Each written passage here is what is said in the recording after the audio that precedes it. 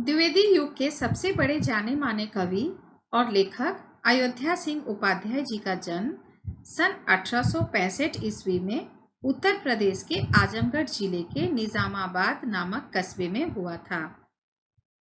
इनके वंश में गुरुदयाल उपाध्याय ने सिख धर्म की दीक्षा ली थी। इसी कारण ब्राह्मण होकर भी उपाध्याय वंश के लड़के अपने नाम के साथ सिंह लगाते थे। अयोध्या सिंह जी के पिता का नाम भोला सिंह उपाध्याय और माता का नाम रुक्मणी देवी था। ये कवि परिचय हो गया आपका एक तिनका कविता का। अब एक तिनका कविता के बारे में जानते हैं। एक तिनका कविता में कवि ने बताया है, किसी अहंकारी के अहंकार को तोड़ने के लिए एक तिनका भी बहुत होता है। एक दिन कवि न जाने अपने किस अहंकार में डूबा हुआ छत के मुंडेर पर खड़ा था। उस समय कहीं से एक छोटा तिनका आकर उसकी आंख में गिर गया। उस तिनके ने उसे बेचैन कर दिया। बेचैनी में वह अपनी आंखें मलने लगा। लोग भी तिनका निकालने में उसकी सहायता करने लगे। अन्य लोगों को देखकर उसकी अकड़ भी चुपचाप बिना आहट किए भाग गई।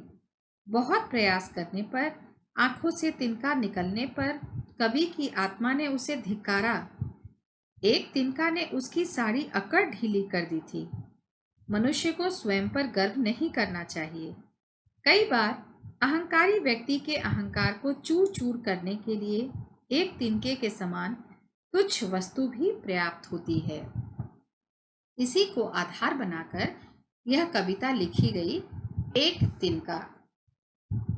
मैं घमंडों में भरा ऐंठा हुआ। यहाँ कवि कैसा है? घमंडों में भरा हुआ है, अहंकारी बनकर बैठा हुआ है। उसके अंदर बहुत ज़्यादा अकड़ है, बहुत घमंड है, वह एटीट्यूड में भरा हुआ है, बहुत प्राउडी है। एक दिन जब वह मुंडेरे पर खड़ा था, एक दिन जब वह अपने छत पर खड़ा था, अचानक दूर से उड़ता हुआ, तभी अचानक दूर से उड़ता हुआ एक तिनका आया और उसके आंखों में गिर पड़ा। मैं झिझक उठा, हुआ बेचैन सा। कभी झिझक गया, बेचैन हो गया। आप सभी जानते हैं, हमारी आंखों में भी कुछ पड़ने से हम तिलमिला जाते हैं, परेशानी हो जाती है वो अलग, और हम कुछ करने के लायक नहीं रहते। हमें लगता है किसी भी हालत से यह कष्ट बस दूर हो जाए। लाल होकर आंख भी दुखने लगी। उनकी आंखें लाल हो गई, दर्द होने लगा, वह परेशान हो गए।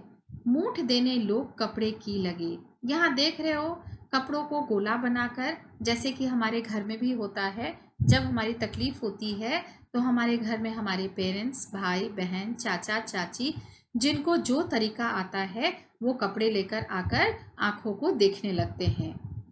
बस ऐंठ बेचारी दबे पांव भगी। जो अकड़ थी कवि में, वो क्या हुई? चुपचाप दबे पांव भगी, मतलब चुपचाप वहां से भाग गई। क्यों भाग गई होगी? क्योंकि जब एक तिनका ही उसके अकड़ को तोड़ दिया, उसे लोगों के सामने सहायता के लिए हाथ फैलाना पड़ा, तब ये किस बात का अकड़ था? कैसा घमंड था?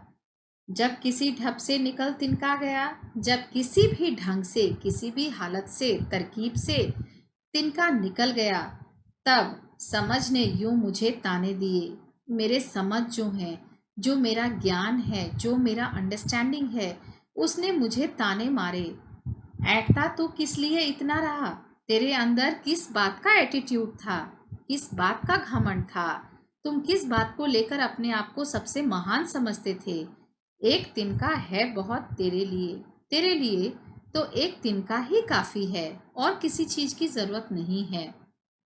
अर्थात तुम्हारे अकड़ को तोड़ने के लिए, घमंड को तोड़ने के लिए एक तुच्छ सा चीज, बेकार सा चीज तिनका ही काफी है, जिससे तुम्हारी सारी घमंड जा रही है।